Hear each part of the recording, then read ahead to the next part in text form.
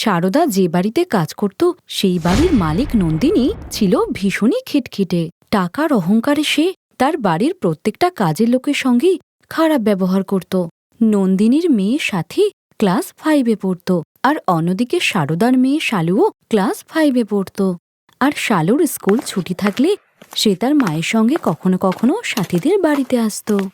শালু, তুই এখানেই পড়তে বস মা, আমি ততক্ষণে মেম সাহেবের বাড়ির সব কাজ করে নিই। ঠিক আছে মা।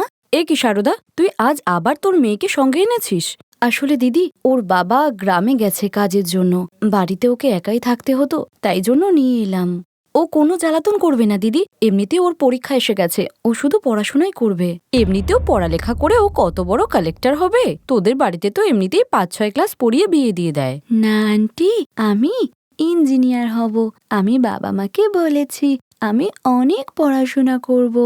না রে মায়না, তোরা হলি গরিব, তাই ইঞ্জিনিয়ার কখনোই হতে পারবি না, তাই এইসব স্বপ্ন দেখা ছেড়ে দে।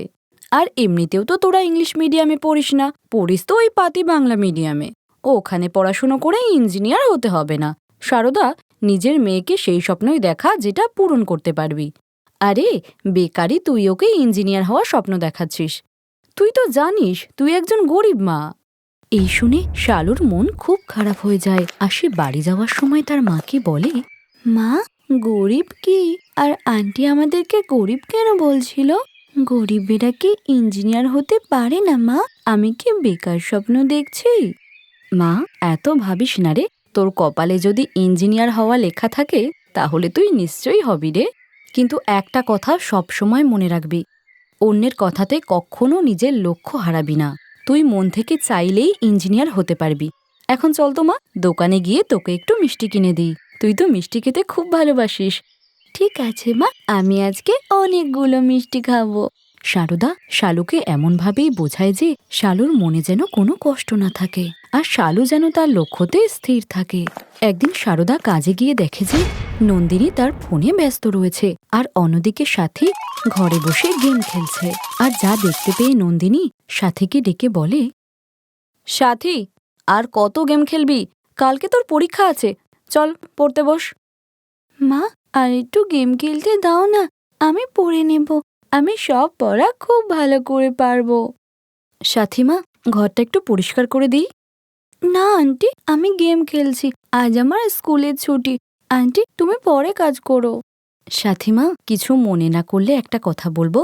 এতক্ষণ ধরে ফোন নেওয়া বাচ্চাদের কিন্তু একদম উচিত নয়। আর তোমার মা বলছিল যে কালকে থেকেই নাকি তোমার পরীক্ষা শুরু হবে।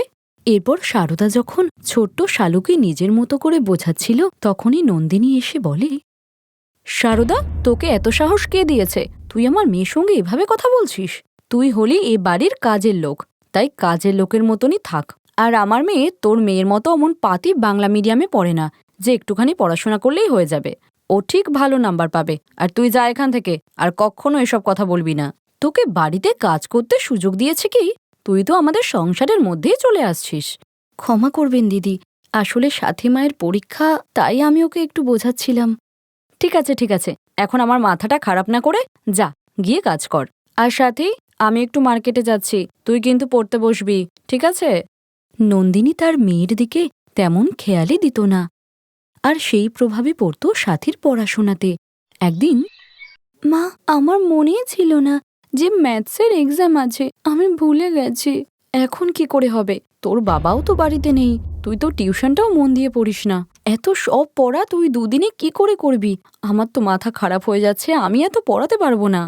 পরীক্ষা শেষে স্কুল ছুটি থাকাতে শালু তার মায়ের সঙ্গে সাথীদের বাড়িতে এসে নন্দিনীর কাছে গিয়ে তাকে বলে, আন্টি, আমার পরীক্ষা শেষ হয়ে গেছে, তুমি বললে আমি সাথীকে অঙ্ক বুঝিয়ে দেব।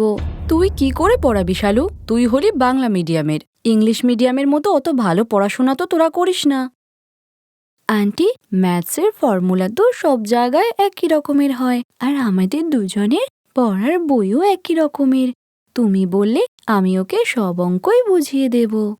ঠিক আছে, তুই পড়ানো শুরু কর, তারপর আমি দেখছি বাকিটা। মা, তুমি কি করছো? শালু আমাকে পড়াতে পারবে না। আমার তো এটা ভেবেই মাথা খারাপ হয়ে যাচ্ছে, কালই আমার পরীক্ষা। একবার পড়ে দেখতে তো ক্ষতি নেই, নইলে আর কি, যেমন পারিস পরীক্ষায় লিখবি, আমি আর কি করব। এরপর শালু সাথীকে অঙ্ক শেখাতে থাকে আর কিছুক্ষণ পর নন্দিনী দেখে যে সাথী শালুর কাছ থেকে খুব সুন্দর করে অঙ্ক শিখছে, যা দেখে সে তো অবাক হয়ে যায়। দিদি, তুমি কোনো চিন্তা করো না, শালু অঙ্কেতে ভীষণ ভালো, এবছর পরীক্ষাও খুব ভালো দিয়েছে। আরও টিচারও বলছিল যে ও অঙ্কেতে ভীষণ ভালো নাম্বার পেয়েছে।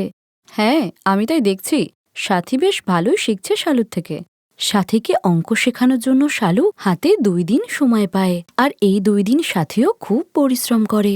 শালু পড়াশোনাতে ভীষণই ভালো ছিল, আর তার শেখানো মতেই অঙ্ক করায় সাথীর সোমবারের অঙ্ক পরীক্ষা ভীষণ ভালো হয়। আর সে খুশি হয়ে তার মাকে বলে, মা, আমার ম্যাথসের এক্সাম খুব ভালো হয়েছে, জানো শালু আমাকে খুব ভালো করে পড়িয়েছিল।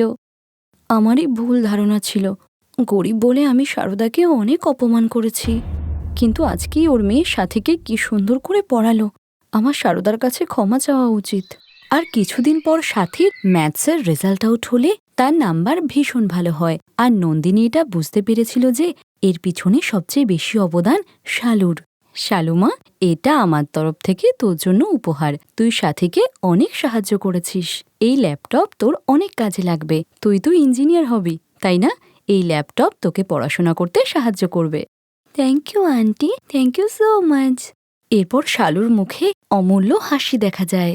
নন্দিনী জানত যে শালু সাথীর জন্য যা করেছে তা সত্যিই প্রশংসনীয়। নন্দিনী এতটাই ধনী ছিল যে সে চাইলেই কোনো গরিব মায়ের সন্তানের বা কোনো গরিব বাচ্চার ভবিষ্যৎ উজ্জ্বল করতে সাহায্য করতে পারে, আর তার এই ধারণাই তার ব্যবহারকেও বদলিয়ে ফেলে। আর এর পর থেকে সাথীর পড়াশোনায় কোনো সমস্যা হলে নন্দিনী শালুকে বাড়ি ডেকে নিত। নন্দিনী বুঝল যে ধনী বা গরিব হওয়াটা আসল কথা নয়, আসল কথা হলো মানুষের ব্যবহার, আর ভালো সঙ্গগুণে বাচ্চারাও ভালো হয়। আগে সাথীকে বারবার পড়তে বসতে বলা হতো, আর এখন সে শালুর সঙ্গে নিজে থেকেই পড়তে বসে।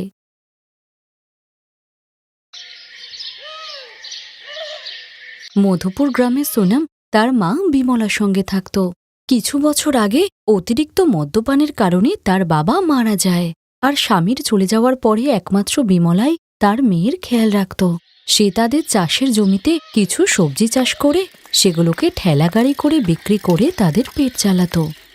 আসুন দাদা, সবুজ সবজি নিয়ে যান, শরীর সুস্থ রাখতে টাটকা সবজি খান।